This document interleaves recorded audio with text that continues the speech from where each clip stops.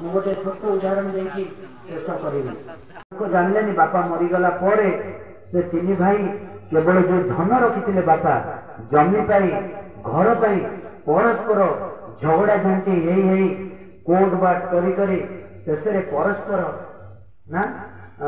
ଗୁପ୍ତରେ ଇଏ ଆକୁ ସେ ତାକୁ କରିକି ମରାମରି ହେଇକି ମରିଗଲେ। मुझा यहाँ जोटा कहूँ यहाँ जनक व्यक्ति जीवन ना यहाँ घटुची समस्त जीवन में किंतु से जो बापा एत धन रखी पिलांकर भल पाई किंतु तार है कौन ना तार बदलला उल्टारे जदि से पिला माने बुझी था मो बापा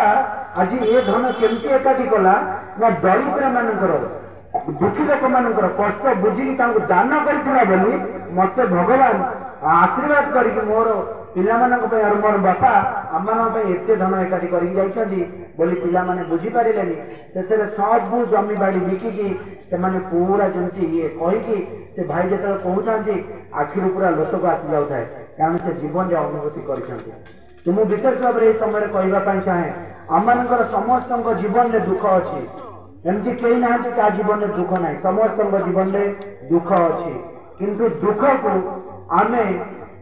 सुख रे ही जीति पारिबा यदि आम देखा अनेक लोक अच्छा जे अनेक लोक अच्छा खुशी हम आ मन माने आनंद आसो जे मो जीवन में जहाँ होता भगवान द्वारा लिखा अच्छी आ मोर हो आम नना कथा को आरंभ करी और सहीटा करके शेष करने चाहूँगी ए जगत को आम किसी आना ना किसी नेबू ना किंतु लेकिन जीवन जोटा सेटा होची अन्य प्रति प्रेम सहयोग क्षमा ये विषय गुड़िक आध्यात्मिक विषय जोटा आम आग्रह करे लोक मैंने सब मन रखुचे ये व्यक्ति जन थिला आप यहाँ कही जाइए सेटा होची बहुत बड़ धन